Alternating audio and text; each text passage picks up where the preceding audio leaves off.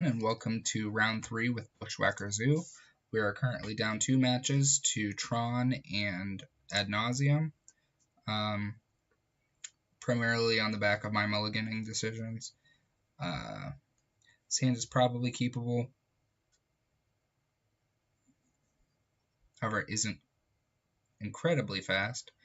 Against an unknown opponent, I do think we keep it, though.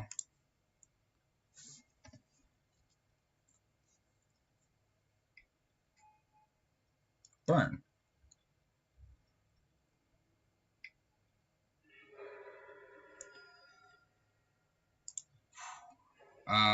So against Burn, we are going to be fetching our basics, especially when we already have a white source in hand. We're going to lead on the Narnum Renegade because it completely negates the Goblin Guide, even with a basic forest, whereas the Wild Nikado would require an additional turn. This may be a Searing Blaze from our opponent.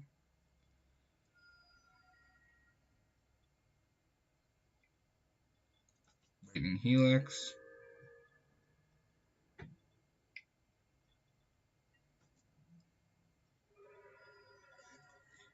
This turn we will shock in the Stomping Ground and play double Wild Nikado, I suppose. I don't particularly want to shock in this Stomping Ground.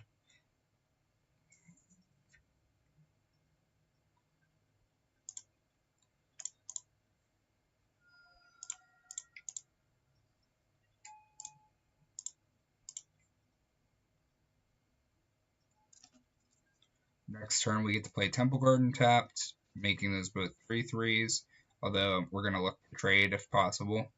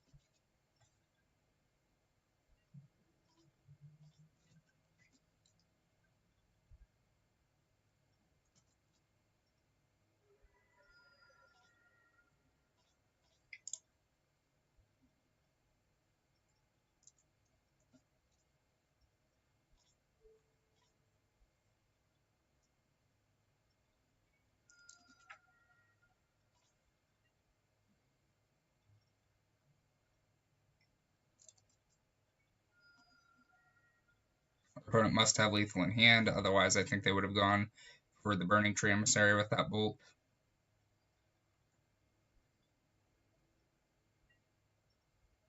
I may just be waiting for our end step to do so.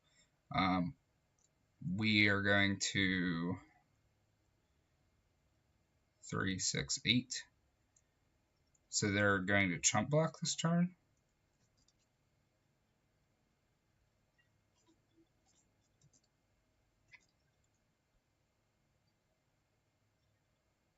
Please don't block. Okay, it's fine though. Now we get to play Narnum Renegade. And if we're not dead, which we are, then we're going to win the game.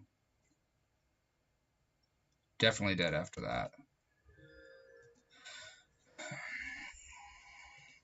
Guess I should have played out this fetch land. I kind of want my opponent to think I have additional cards, additional spells in hand, though.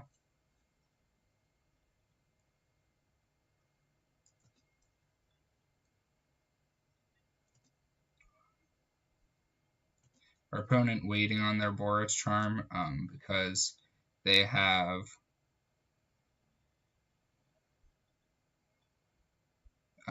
they're afraid of Lightning Helix. Thalia actually saves us if our opponent doesn't act before it resolves. So, do we play Thalia pre-combat? This represents lethal, so we'd be forcing them to act. Let's actually try to sneak this in here.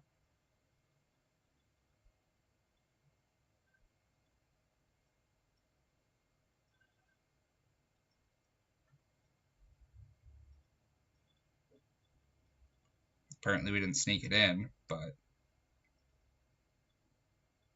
Lightning Helix, huh? Gives us another turn. And I think, yeah, we win. That's fine. We go to combat. Attack with all. This is 8. And then the bolt is... No! I forgot this affects my non-creature spells as well. Alright, more punts on my part, guys.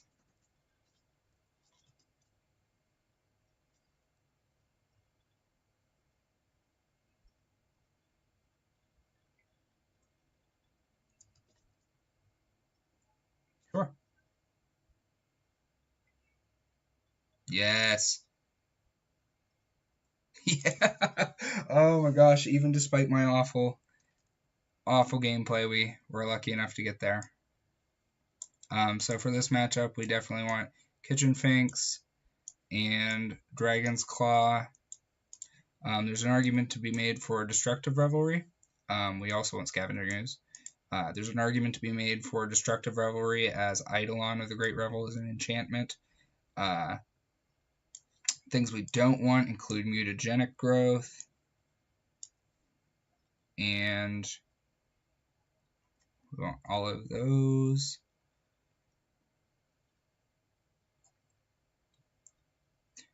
Once again, I believe we're taking out Gore Clan Rampagers. We haven't really faced a mid-range deck yet at this point, which is where he really shines. We also kind of want Boros Charm. However, I don't think we have anything additional to cut for it. Yes, we do. I'm a liar.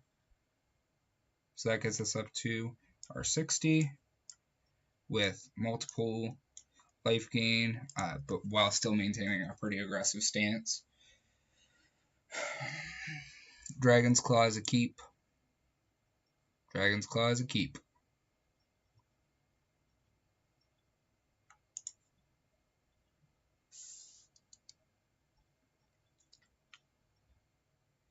The Boros Charm is a little unfortunate. It means at some point we're going to have to fetch a non-basic land.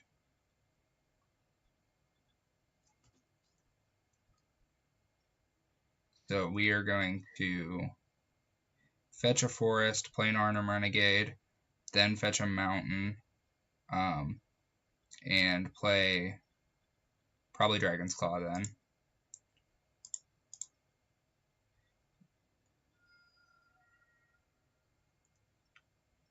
Forest.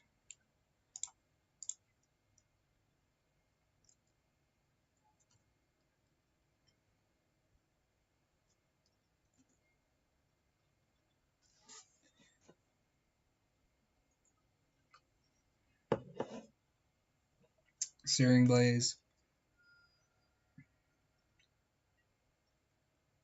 We could do Burning Tree Emissary, Crude Ape, and Experiment one. I'm actually incredibly tempted to do that just so that we have a clock on our opponent as well. We're not dying from 15, so that's what I'm going to do.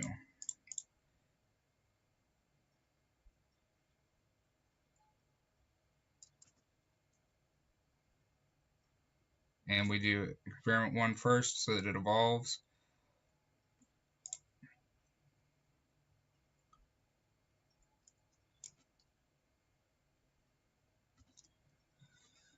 Currently representing 6 points of damage to our opponent on the next swing. And as we know, we're going to be playing Dragon's Claw next turn. We'll wait to crack the fetch until we find out exactly how low we drop.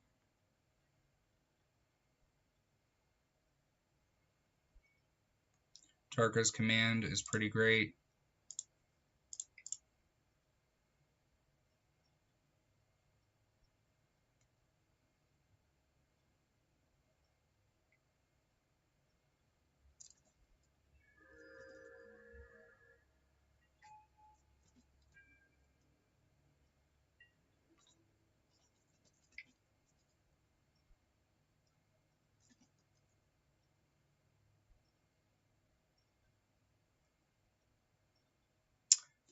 Not sure what our opponent's considering here exactly. We're going to pass it on back.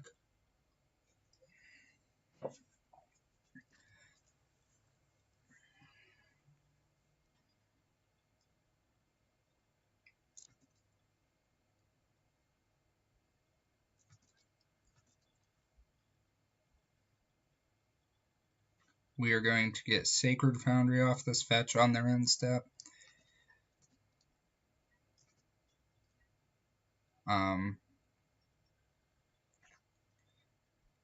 Feel fairly confident that we can crack this fetch comfortably. So if they average 3 damage per burn spell, we gain 4 life. We go to 3, so that's not great.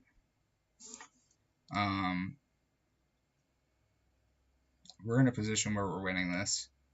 Maybe it's not worth the additional risk just to get white for Boros Charm. I think it is, though, in case they board in some sweepers.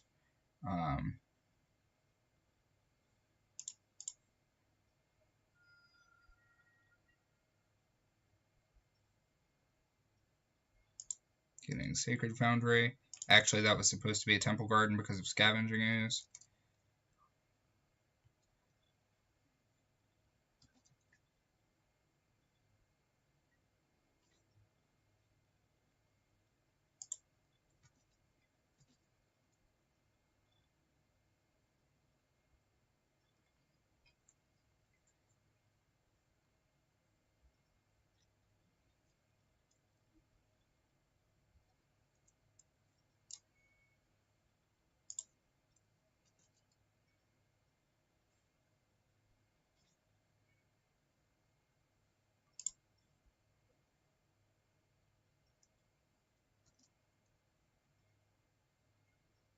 Kind of playing chicken with my opponent about when we fire off the Zatarka's command.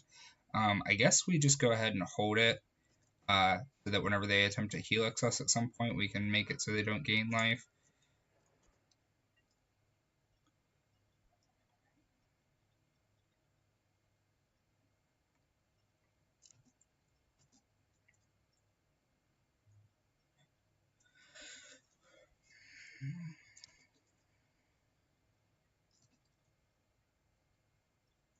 I'm not in any hurry to crack this fetch because we have more than enough mana to operate.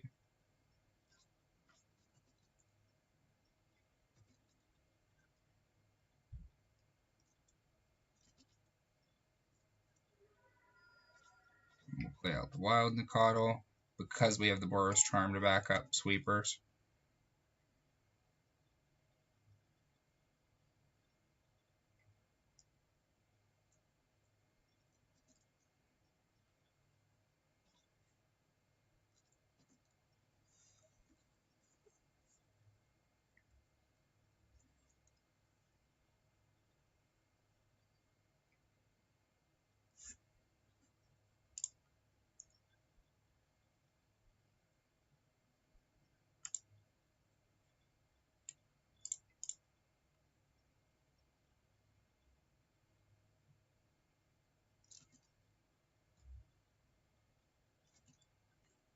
Yes.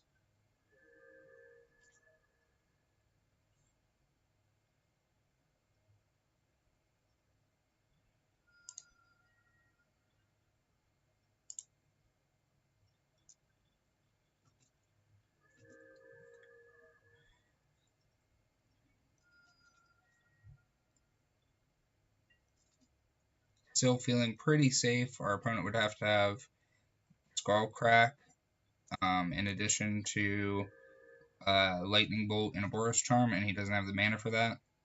So feeling pretty good about our position here. We can go for the Boros Charm for lethal on our next turn. Scavenging Ooze is also great for us. We just attack.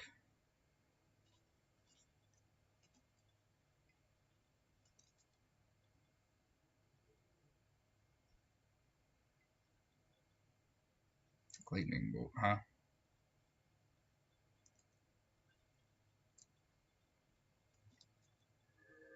That's fine. Are you going to jump the Grim Lava or are you dead? Nope, you're dead.